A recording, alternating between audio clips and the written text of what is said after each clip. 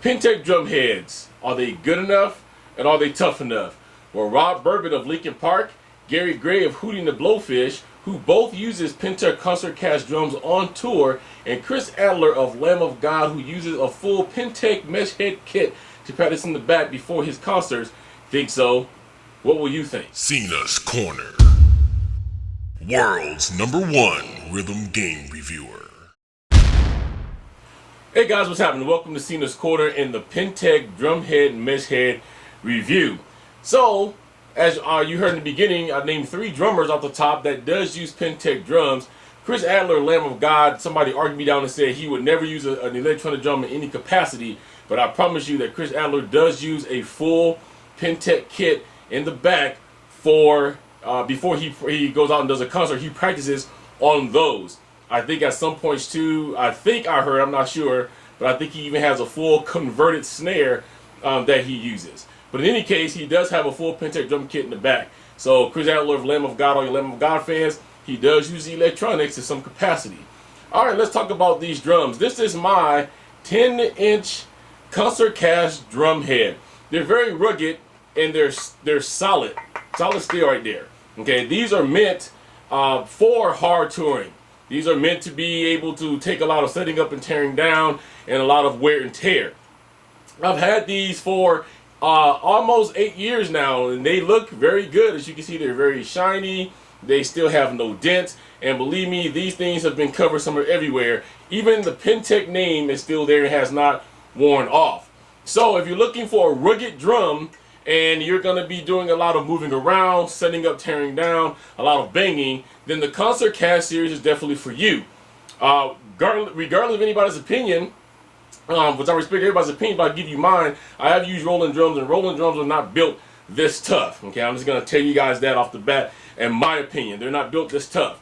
When you're doing a lot of touring, a lot of setting up, tearing down, a lot of beating, you have people setting your stuff up, you need something this rugged.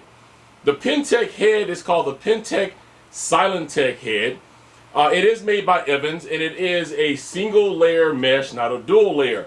Now the reason why Pintech did not use a dual layer of mesh and only went single is because they wanted you to get a real feel.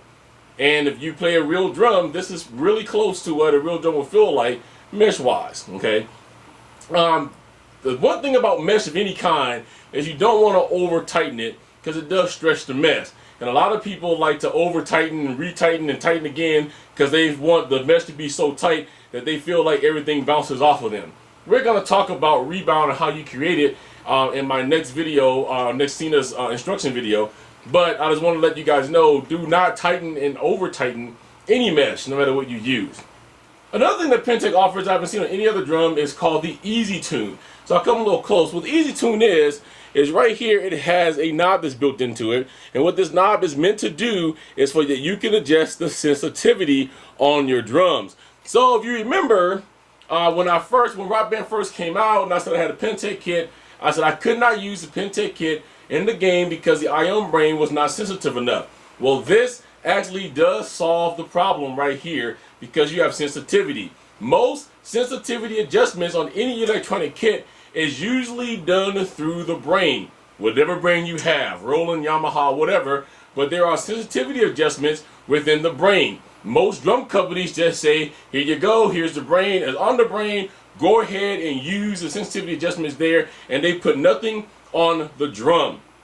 For whatever reason, Roland drums just seems to work because the way they're built, but most companies' drums, Yamaha and Pintech and any of those guys, they rely on the sensitivity adjustment in the brain. Well, Pintech has fixed that for their customers because I'm sure they got some letters saying, hey, I wish you could do this, so they have now. So Easy Tune is, in layman's terms, is basically you can control the sensitivity adjustment right from the drum. Now, while we're talking about electronic drums and Pintech in particular, I will tell you this: no matter what drums that you get, drums usually do have crosstalk. Your crosstalk is also solved in your drum brain. There is no way that a Pintech can control the crosstalk because they don't know how your module is going to react. So you will have to use whatever drum module that you have, whatever the adjustments are in that particular module for you to be able to adjust the crosstalk in here. So don't go buy a set of Pintech drums and say, hey, I got these Pintech drums and they crosstalk, they don't work. No, this is very common when it comes to electronic drums. And when you trigger acoustic drums, it's also common because you have to go in and fix the gains or whatever is on the drum brain.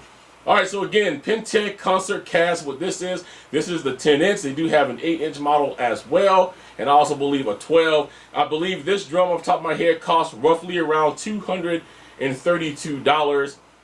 And I think the smaller ones, like the 8-inch, cost somewhere around $160, $175. I will post prices here in the annotation. I'm just going off the top of my head. So, if you're looking to buy some decent drums for Rock Band 3 or for your real drum kit, and you do not want to spend a ton of money, you want to go with the Pintech heads. I can only stress that enough. Again, I'll give it to you straight. I have used Pintech for 8 years, but I bought Pintech over Roland because my Pintech kit cost me $4,000 versus having to pay almost $10,000 for the Roland kit that would have the exact same stuff. I'm not saying anything bad about Roland, any other company. They're great companies, but I'm just saying for those of you who do have a budget and you do want mesh head drums, whether it's for gaming or whether it's for your everyday use as a drummer or whatever, you cannot go wrong with buying a pair of Pintech drums. If there's anything else that will keep you or make you think about coming to Pintech, it would be their warranty. I think I said this on the Cymbals review. I will say it again. There is no other drum manufacturer that does electronic drums in the world that gives you a limited lifetime warranty. Okay? There is no other electronic drum company in the world that I know of that gives you a year and will replace your drum full out if anything happens to it. Now, before anybody says, I think Roland does, well, let me tell you this, it's limited. It's limited on what they will do. Is a bunch of cat and mouse. Did you do it? Was it the workmanship of the drum? Was it really our fault? Then they're going to make you send it in. Then they're going to make you pay shipping and handling. And then they may just sit here and tell you, well, I'm sorry, but we determined it's your fault. We're not going to fix the drum. This is not the case with Pintech. If anything happens to any Pintech drum that you own, within the first year, this is where the limited lifetime, this is the limited means, okay? Within the first year, and so in the first year of your drums, anything happens to it, sensor goes dead, the drum cracks, which I haven't seen that happen yet, anything, you call up Lori at Pintech and they're going to get you guys handled, okay? And if it's a sensor thing, which we will cover this again, their sensors are so easy that all you have to do is you can actually replace the sensor on your own. So in a separate video here real soon, I will do a demonstration of how you would actually change out a Pintech sensor. After the first year, it's just a very minimal cost to you if anything happens to your drums. I believe that a sensor may cost you around $10.